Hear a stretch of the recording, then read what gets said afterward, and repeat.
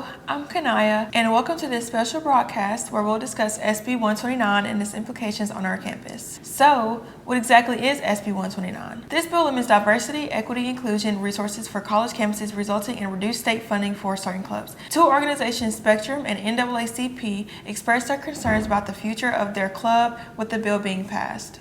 Additionally, SB 129 bans the teaching of divisive concepts, which may restrict what professors can cover in their courses. Dr. Lee Farrow, AUM's Chair of History and World Cultures, spoke on how the concepts could potentially cause issues in teaching history with accuracy. Supporters of the bill argue that it aims to create a neutral environment on campuses. However, opponents raise concerns about potential violations of the First Amendment and issues of censorship. With the bill just going into effect at the beginning of October, the impacts of this bill are still developing. Only time will tell how this progresses as more information is still coming out. Again, this is Kanaya. Thank you so much for watching. Good evening. My name is Kanaya, and today I have the pleasure of speaking with NAACP and Spectrum. How are y'all doing today? Fine. I'm doing good.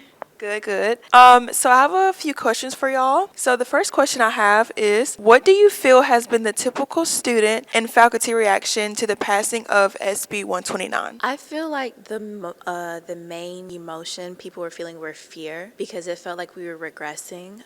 People were very nervous, they were upset, and they still are. And they have a right to be, because it seems like we're going backwards, and instead of accepting people for who they are, we're just tolerating, which is basically the bare minimum. I agree with Zoe said, that it puts fear, it puts people back in the closet, it puts it puts us back in a bubble that we was trying to get out of, and now that we are going back into that bubble, it's creating more like a cell now. So my next question for y'all is, do you feel that this bill is trying to censor the ideas of those who are trying to advocate for minority groups? Most definitely. When reading the bill, of course, when you hear the bill, people think, oh, it's just, exterminating all the clubs, but it's doing way more than that. It's exterminating, much needed training and lessons that people, need to take on diversity, and, funding, of course, that is supporting these organizations. And do you feel that this bill is trying to censor the ideas of those who are trying to advocate for minority groups? Yes, because it's creating segregation, basically. It's not making it more equal, it's making it more you be you, I'm be me, just don't tell me, basically. also causing for people not wanting to speak out. So essentially it's making things such as hate crimes not valid. So if somebody were queer or a person of color were to come to faculty and be like, hey, this happened to me, they have the right to be like, it might have happened to you, but there's nothing we can do about it. The next question I have for y'all is, what types of conversations do you feel that the SB 129 is targeting? Racial conversations for sure, conversations of course, surrounding queerness and, anything related to gender. It is not, like I said before, it's not just targeting just clubs. It's going to eventually target curriculum, what teachers are going to be able to, talk about in classrooms and what they can and cannot teach. And yeah, it's just a very, That's how people saw it last year. They see it as, oh, it's just affecting the club. They're just cutting off our money. No, it's getting deeper than that. I literally saw in one passage that it was for every school, institution, whatever, even for athletes, you have to, what that gender says that you was born as, that's what you have to go as. You can't say, I was born a male, but I transitioned into a woman. You can't say that. Because even if you get hate crime from it, they don't care. They're not going to care. And the last question I have for you guys are, going forward, what are your concerns with the way your club and others will function in the future with the passing of the bill? For me, number one is funding. Sadly, money does make the world go around. You need money in order to be successful. And also the influx of hate crimes or discrimination, that's a big fear of mine. My two biggest fears. If this continues to happen, because like I said, they're not even going to want to come out. They're not going to want to be seen, because they know that people can say what they want to say, and they may get affected, but you can't do nothing about it. So. Well, thank y'all for being here. I really appreciate y'all's time. Again, my name is Kanaya, and My name is Zoe Cook. I'm the president of the NAACP. My name is Nigel Kelly. I'm the president of Spectrum. Thank you. Hello, my name is Alexis Stafford, and I'm here with Dr. Lee Farrow, and we're going to be talking about SB 129 today. So my first question I have for you is, for classes that have a focus in racial, gender, or religious studies, would this mean that professors teaching those classes would not be able to facilitate these discussions?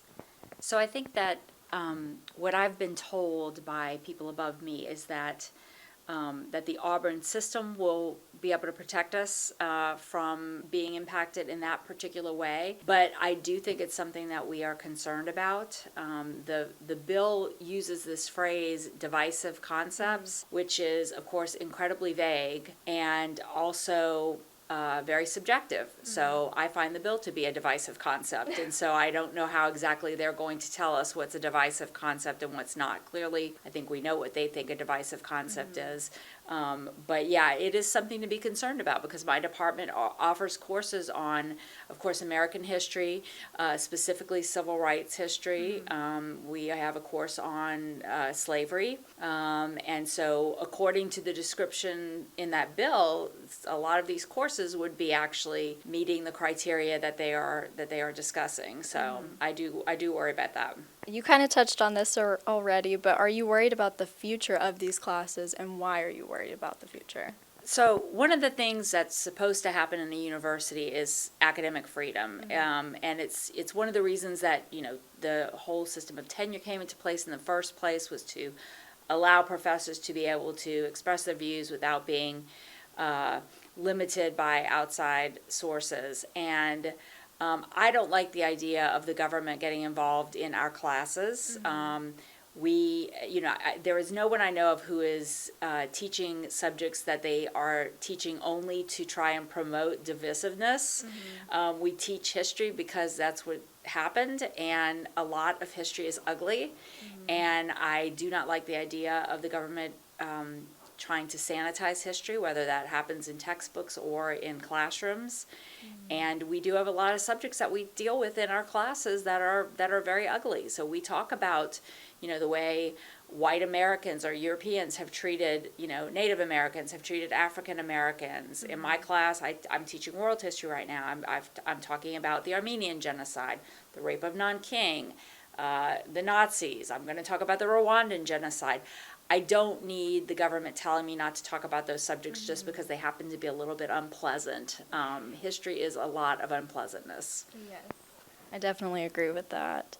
Are you aware of any penalties that professors could face if they are accused with breaking any of the terms of the bill? According to the bill, it says we can be fired. That the universities have the authorization to fire people. Now, I'm sure the first time that happens, there's going to be a big lawsuit. So that may never be fully enforceable, but I would not want to be the test case for that. That would be stressful and I'm sure expensive, even if I was supported by the university wholeheartedly. So I do think that is it smacks a little bit of the Red Scare, a little bit of McCarthyism, right? And we don't really want to go back to those days, I would think. So yeah, it's very problematic. I'm joking. What have professors been advised to avoid saying in classes, if anything at all? So far, we haven't been told anything like that. So, I work in the College of Liberal Arts and Social Sciences. We have a very good dean, Dean Andrew McMichael. He did bring this up with us when the bill first came up again in February. And, he told us not to worry. He said he certainly would not support any move to limit what anybody says in their classes. And I think he will be as strong an advocate for us as he can be. Obviously, the problem is way above him. So, I don't think at the moment we're telling anybody to change what they do. I certainly will not tell my faculty to change what they do. Instead, actually, I'll probably double down and tell them this is just proof that we have to tackle topics that people don't like. And just to give you an example, recently every department creates this kind of stuff we call swag when we recruit, right? And so my department had, and this was my idea, to have little hand sanitizer bottles, and it says, sanitize your hands, not history. That's so creative. So I like puns, so Me plays too. on words. Is there any final words you want to say to students who may be concerned about the SB 129 passing or fellow faculty members? So I would say be as outspoken as you can about how wrong this bill is, how wrong-headed it is. It is clearly the agenda of a group of conservative senators who have already shown their cards months before. Senator Elliott, last year cracked down on the archives, and it was only after, he only had a problem with the archives after their gay history or gay pride month. They were doing a month-long event on the history of the LGBT community in Alabama, which is their job to do stuff on the history of Alabama. And he didn't like it, and he asked them to stop it, and they wouldn't, and then suddenly he had a problem with how the archive was being run. The same thing is happening with public libraries, and Chris Elliott and some of these other senators have been supportive of Clean Up Alabama, the conservative group that is attacking public libraries in the state. So their agenda is very transparent. They're transphobic, they're homophobic. I'm sure they're sexist and racist and all those other things, and I'm not afraid to say that because I think that's all what this is part of. Is, their concern about talking about divisive subjects is really, really misrepresented because they're not really concerned about being divisive. They're just concerned about whitewashing history. And the fact that they, even in the bill, they put something in there about bathrooms. I mean, why in the world are they concerning themselves with where people go to the bathroom? It really has nothing to do with education. So yeah, I think they should all, quit their jobs, go home, go get a hobby, teach somebody how to read, but, leave public discourse alone.